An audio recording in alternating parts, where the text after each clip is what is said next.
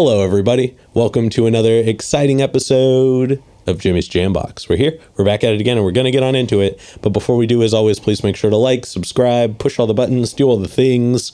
You know, I don't know where they are, but you do, and I trust you. And as you can see, we're back here at Undercaste Studios. Shout out as always for having us. We really appreciate y'all. And with that being said, here's a quick word from our sponsors.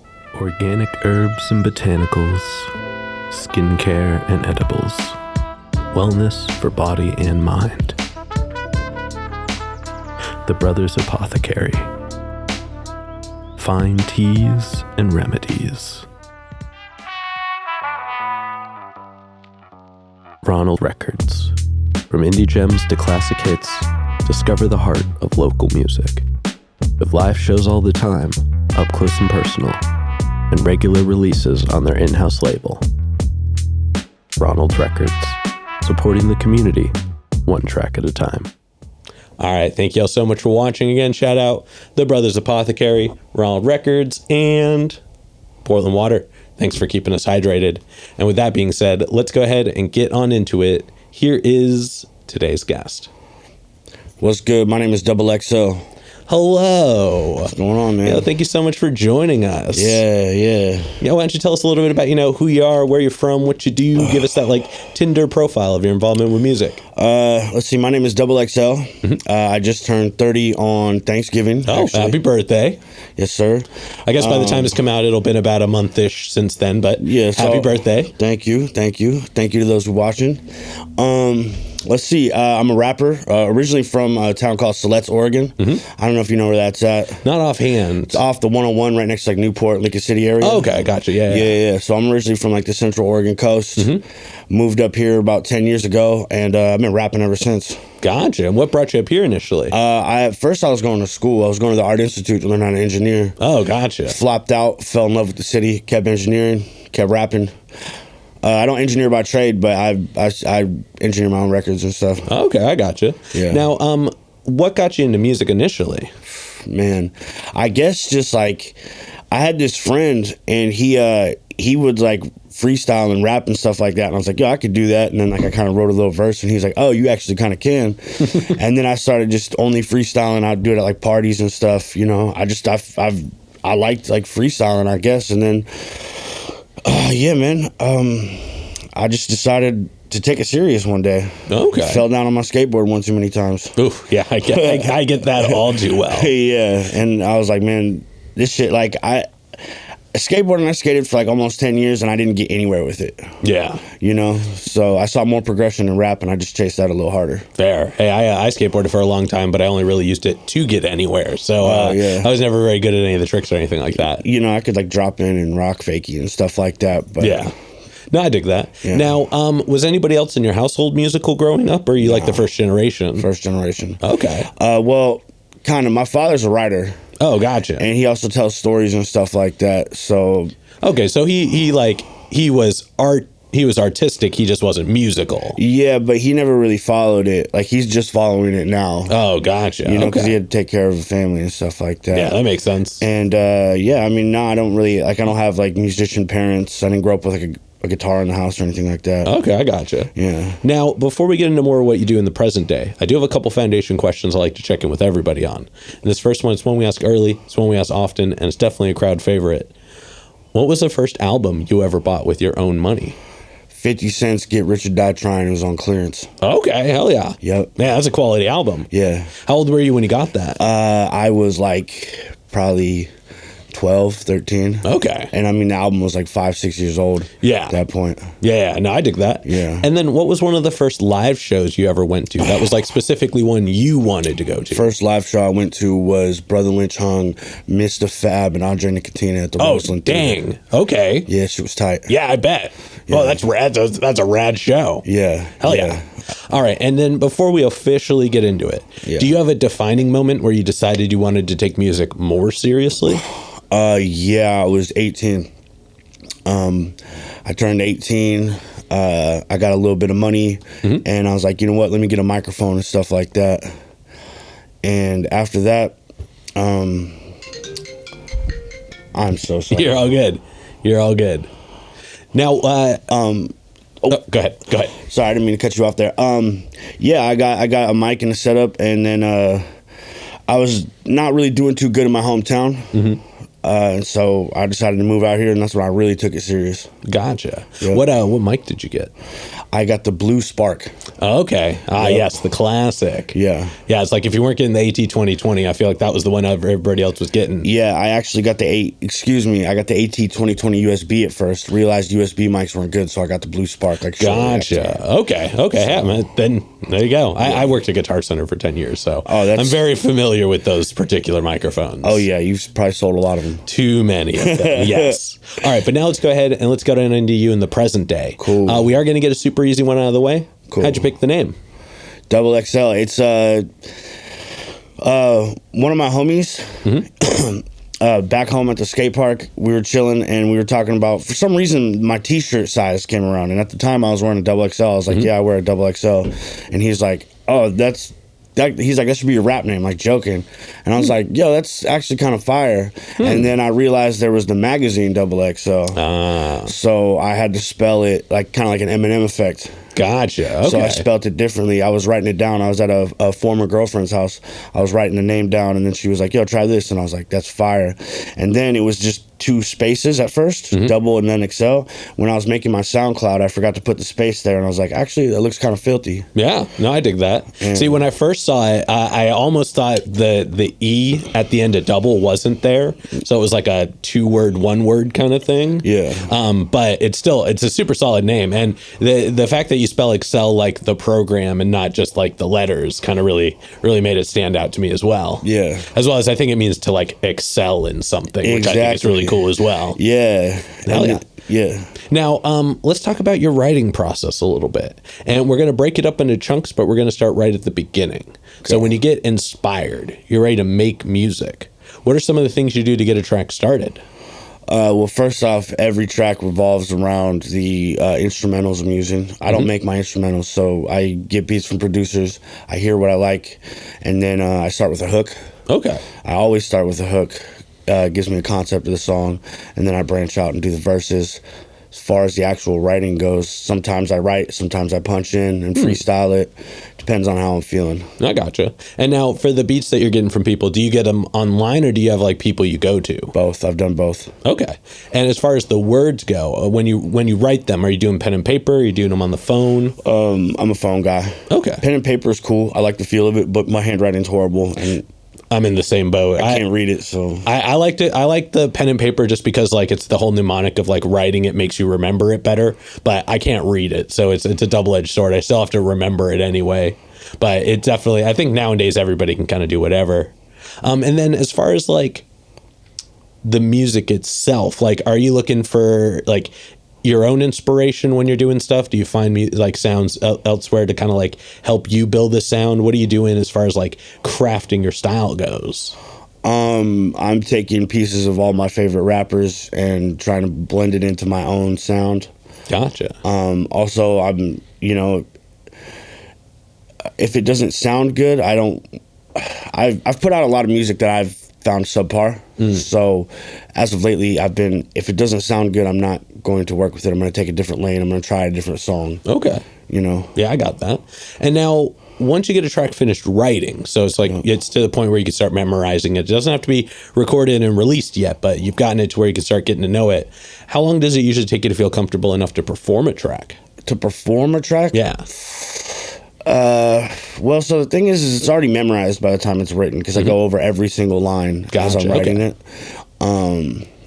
Performance-wise, at least a month. Okay. So you really spend the time with it to like make sure you've got it down pat. Yeah, like if I have a song written, not even recorded, if I just have like a song written and let's say recorded, I want at least a month to sit on it. Okay, I dig that. Yeah. Now let's go ahead and let's talk about your music a little bit. Cool. So I jumped on ye old SoundCloud and you've got a ton of music. I do. It's going all the way back to like 2013. I do. So like it was cool, not just to like hear your really early music, but like kind of to hear the like grand progression, because like as like down to like your voice changes over time throughout it, because it went like there's just that window of time. Yeah. And so it was a really progressive experience, and your flow is really tight. It's very punchy. It's very articulate. And it really stands out, especially in your most recent album, Overweight and Underpaid, Hell which came out earlier this year in March. It came out 9/11. I wrote 3:30, not. Yeah, it came out 9/11. So what happened with that is I was in a former group, almost like label, so to say, and then the DistroKid kind of ran out. So Gotcha. Okay. Well, either way, it's a very real album. It's a little somber, but still very determined, and you don't shy away from like touching on the tougher topics. And I feel like you really got to like tell your story without sugarcoating it or playing it up. And the beat selection was the beat selection was strong, as well as the arrangement I thought was really good. So it's a super solid album. Thank you. Yeah. But I am curious to know, out of all the music you have available, what are some of your favorite tracks to perform? Soup. Mm-hmm. That was track number 4 on Overweight and Underpaid. Mm-hmm. Another Night, that was the last one on Overweight and Underpaid. I try not to perform my older stuff, but if I'm going to, maybe like a song, Michael Moore. Okay. That is a cool track, actually. Yeah. You saw that one? Yeah. No, I tried to go through as much of it as I could. Like, there was a lot of it there, so it's hard for me to get to everything. But yeah. Especially if you go to my SoundCloud, because that's like every song I've ever put out. Mm-hmm. Like, and it is a lot. And it's cool though, man. Like I said, I always appreciate when people have the stuff from the early, like they don't just delete it because they're like, oh, this doesn't represent my now. Like, I still have episode 1 on my Spotify. Exactly. And it's bad. I'm just like, I'm going to be straight up. It's real bad. I tried to do this like late night radio host sound. Yeah. Because it was just me at the time. I wasn't doing interviews yet. And I listen back to it now and I'm like, oof. I do not like this, but I'd feel bad if I took it away because then it's like I didn't try, you know what I mean? Yeah. And so I think that the progression is something a lot of people appreciate. There's a lot to really be said in that, and just being able to like go back to it. I love revisiting my old stuff even if it's not good. Nah, I agree with you. Yeah. Not that I'm saying your old stuff was bad. I'm saying I have some old stuff musically that's not good, but I still listen to it from time to time. Oh yeah, I got some stuff on that SoundCloud that it's going to stay on my SoundCloud as long as there's cloud space. Yeah. Once I got to start paying premium, that shit's going to get trimmed. That's fair. Yeah, I would be in the same boat too. If Bandcamp ever goes away, a lot of my music does as well. Yeah. All right, but now let's go ahead and let's talk about some of I'm sorry. Oh, no, I did ask that. Let's talk about some of your new music, stuff that you're working on right now that hasn't come out yet. What can we look forward to as far as like stuff you got cooking? Man, I got tracks I could show you after this. But my sound is going to keep changing. My sound is, if like I have one song that I've really I've engineered myself. Mm-hmm. I might outsource it, but I think I might not. I don't know yet. But I mean, it's a lot different from Overweight and Underpaid. Gotcha. Well, I'm definitely curious to hear that. Yeah. Now, when it comes to mixing yourself, like, do you try really hard to like separate the like writing process from the editing process, or are you like always bouncing back and forth between the two? You mean separating by as like once it's written, then I start editing? Yeah. Yeah, no, once it's written, it's in stone. Okay. So you don't go back and go like, oh, I need to change this line, or while you're like rapping, you don't go, oh, let me like mix this or edit this in a different way. You know what? Actually, yeah, no. For the most part, it's in stone, but like, let's say the take was too loud and maybe my ears were tired. I come back the next day, I'm like, I'll re-record a take, but usually when it comes to actually like writing, like changing words and stuff, I'm pretty set in stone. Gotcha. No, I dig that. Yeah, it's always like the double-edged sword of being like when you're mixing yourself, because you're like, I know this could be this way, or like I said, I always had a hard time whenever it came to doing anything like lyrical-esque, because I'd always be listening to the track and being like, oh, I got to fix the snare in that. Oh, I got to go fix these parts. I got to go redo this line. So I never can really like stay in the zone correctly unless I have somebody else hitting the button for me so I can be in a different room. Yeah. Yeah, I deal with that. I struggle with that. I ain't gonna lie, but I just try to like not overthink it. Yeah. Which I'm a horrible overthinker.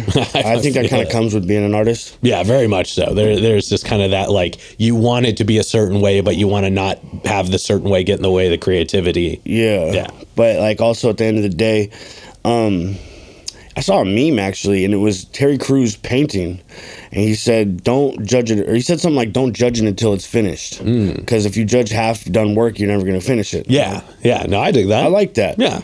Also, Terry Crews is just a real good guy in those kinds of Cheeseburger respects. Eddie. Yeah. Yeah. All right, now I want to take a moment and zoom out. I want to look at more of kind of music as a whole. Okay. What are some of the things about either new music, if you're one of those people taking in the new, or if you're not, just music that's new to you that you found recently that you enjoy or you're finding inspiration in at the moment? You know, I try to keep up with new music, but I mean, I just kind of listen what comes across. Yeah. Past year, I've really been listening to myself, as egotistical as it sounds. No, I got you. Because I'm really starting to like this stuff I've been making. But I mean, Kendrick Lamar's new album was great. Yeah, it's definitely wild. Kodak Black's new album was pretty sick. I've been listening to this dude Teezy. He's a gangster rapper from LA. Yeah. Yeah, I like him. I like a lot of the local cats. The Bars put out an album recently, 15 Minutes of Flame. That shit was fire. Hell yeah, yo, shout out Bars, friend of the show. Dude's dope. Yeah, I mean... Yeah, no, I mean, that's a pretty solid list for sure. Yeah. All right, now, before we move into the next portion, this next question is probably the densest question in the interview. But, you know, we've talked about your experience, the actions, the reactions. But when it's just you and music, one-on-one, what does music give back to you? Fucking everything. I mean, if it wasn't, especially rap music, I probably wouldn't have any confidence. Like, rap kind of made me want to dress, like, better. It made me, want to go talk to girls. It gave me a confidence that I didn't have. Yeah. And that might have been through Too Short saying bitch, but it for some reason just gave me a confidence, and it gave me something to be good at. I was never really I'm not really good at anything else. Well, I mean, I could drive and shit like that, but there's nothing else I'm competitive at. Gotcha. You know what I mean? Yeah, no, I understand that. So it pretty much gave me my edge. Yeah, no, I dig that. Thank you for sharing. Yeah. All right, now we're going to go ahead and we're going to move on to some hypothetical questions. Nice. Yeah, and for these, sky's the limits. The questions are all made up, so the answers are allowed to be as well. But this first one is pretty straightforward. If you could work with any one person, the only requirement is they have to be alive. Who would you want to work with, and how would you want to work with them? I want to work with T-Pain without the auto-tune. Okay. And I want in the feature credits to say either T-Pain without the auto-tune or his real name. Okay. Yeah. Dude, T-Pain definitely slays without the auto-tune. Dude, he's a great singer. Yeah. Well, not just great singer. He's also just a great rapper. He's got bars for days. Yeah, when he actually raps, yeah. Did you ever, this is a real deep cut. It's going to real show my age a little bit, but there was an Adult Swim movie that went straight to there. It wasn't an actual thing before, called Freaknik. Yo, so my boy Dork Steezy, I should tell him about this show actually, but my boy Dork Steezy put me onto that movie, and it's one of the greatest fucking movies I've ever seen. Dude, his opening, the opening to the movie is T-Pain just straight up rapping, no auto-tune. Yeah. And it's so hard. Yeah. And not a lot of people have heard of the movie, so I appreciate that you did. Yeah. But that is a deep cut movie, and it's super cool. Anybody watching, if you haven't seen it, when this is done, go check it out. It's super good. Yeah. But getting back into it, because this isn't about that, it's about you. Subsequently, who's a local artist that you're aware of that you haven't gotten to connect with yet, but you would like to? Travis Thompson was good. Yeah. Yeah, I mean, there's so many artists out here that I really fucking like. I've actually, now that I look at it, I've connected with a lot of them. But yeah, probably I'd like to work with Travis Thompson. Yeah. Maybe a mix lot feature. Okay. We're talking big stuff. Yeah, hell yeah. Yeah. Everybody, you know what to do. Add them in the comments. Let's see if we can make that happen. Let's make it happen. And then for this next one, like I said before, sky's the limits, and it's pretty literal in this sense. But if you could perform anywhere in the world, and you wouldn't have to worry about crowd access or building stability or power, it was guaranteed the best lineup, guaranteed the best show, and it doesn't have to be a venue. It could be anywhere. Where would you want to perform? I'm taking it home. Celeste, Oregon at the skate park. Okay. Hell yeah. I'm rapping on the island right in the middle of that motherfucker. Or maybe Labatea Youth Home on 85th. Maybe somewhere on like 85th Avenue in Crown Hill. Okay. Yeah. Oh yeah, I dig that. I got to do a live music segment on the show called Jambox Live, and I got to do one at a skate park, and it's actually a really cool experience. What skate park? It was one in Washougal.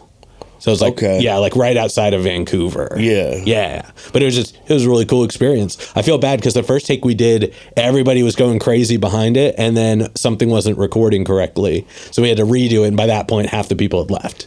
But just know, there is a take out there where everybody was going real crazy behind it the whole time. So it was a really cool video. But getting back into it, for the last hypothetical question, if you could get one more album from anybody, they could be alive, they could be dead, they could have not put out an album in 100 years, they could have put out an album yesterday. Who would you want an album from? Damn, that is a crazy one. Mine's gonna be two-parted. It's gonna be a two-parted answer. Mm-hmm. I'd want to bring back like 2008 Lil Wayne, have him put out another mixtape. Hell yeah. Or damn, I appreciate the specificity of that answer. Yeah, because that was a good little that Wayne was that oh my lighter god, flick Wayne. Yep, You couldn't fuck with that Wayne. Not to say he's not cool now, but that was a different. Yeah, that was just a special era for Lil Wayne. Yeah, like No Ceilings, Dedication, Wayne. Yeah, that was crazy. Maybe that or like Tupac. Oh yeah, Tupac. Oh yeah. See, I would really want a now Tupac. You know what I mean? Like, not because like there wouldn't be like things that were awesome in between, but to just know where he got to at this point, because he would be.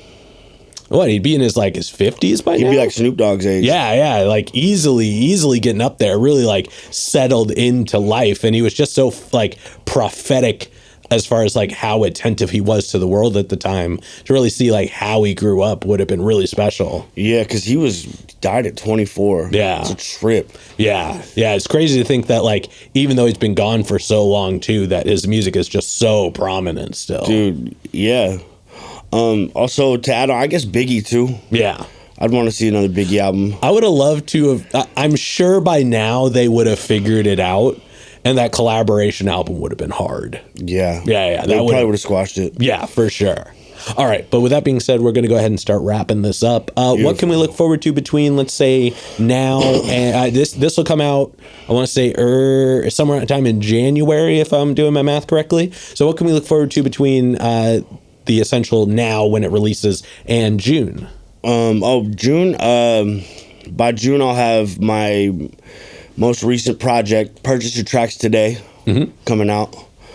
I don't have a set date, but I got songs. Okay, hell yeah. I'll have some videos out for y'all, and hopefully a concert that people are coming to. Damn, well, definitely looking forward to that.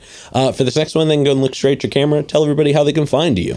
You can find me on, right now, SoundCloud and YouTube. Actually, probably by the time this comes out, you can find me on all streaming platforms at DoubleExcel, capital D, one word, double, capital E, Excel, like Microsoft Excel. That's all one word, so just squish it together. And yeah, you can find me Instagram, Facebook, Twitter, Spotify, all that, anything, all streaming platforms. Hell yeah. And then any other plugs, any other shout outs, anybody else you want to put on while you're on here? Yeah, man. Shout out Mojo Barnes. Shout out the Slime Tyrants. Shout out DoubleExcel. Shout out Suavelito. Shout out my boy Austin Inferno. Shout out my father, Mark Pullum. Shout out my mom, Tammy. Shout out Crown Hill, North Seattle. Shout out Celeste, Oregon. Shout out my little cousin Joshy, and more. Hell yeah. Hell yeah, I dig that. Now, before we get into this last question, I do need to steal the camera. Oh, sorry, I didn't deliver that right, but I don't edit anything, so we're doing it anyways. With that being said, I've got one last question to go. Beautiful. But before we do, I'm going to steal the camera for just a second. Cool. As always, y'all, please make sure to like, subscribe, push all the buttons, do all the things. You know, I don't know where they are, but you do, and I trust you. And one more shout out to the Brothers Apothecary, Ronald Records, and Portland Water. Thanks for keeping us hydrated. And with that being said, the final question. And this is entirely up to your interpretation. Okay. But in all of music, what is an album you feel is more on the obscure side? So it's a bit of a deep cut. It's one not a lot of people would know, but it's one you think everybody should know. The Life and Times of Johnny Valiant by Ritz. Yeah. Oh, hell yeah. Yeah. Oh, that's such a good rec. Dude, it's Yeah. top to bottom fucking good. The arrangement, that's one of my favorite rappers is Ritz. Yeah. Because he brings authenticity and he does it on a southern sound, and I love that type of stuff. Hell yeah. Also, like any of the Zero albums that he named after drugs were hard. Hell yeah. That is a super solid rec. Thank you so much. Thank you. All right. Now, with that being said, we're going to wrap this up. Thank you so much for joining us today. Yes, sir. Thank you for having me, man. I appreciate it. Yeah. Appreciate the opportunity. Yeah. And this has been another exciting episode of Jimmy's Jambox. I'm Jimmy. I'm DoubleExcel. And we're signing off. Later, y'all. That's a wrap. This is not a podcast. This is a show.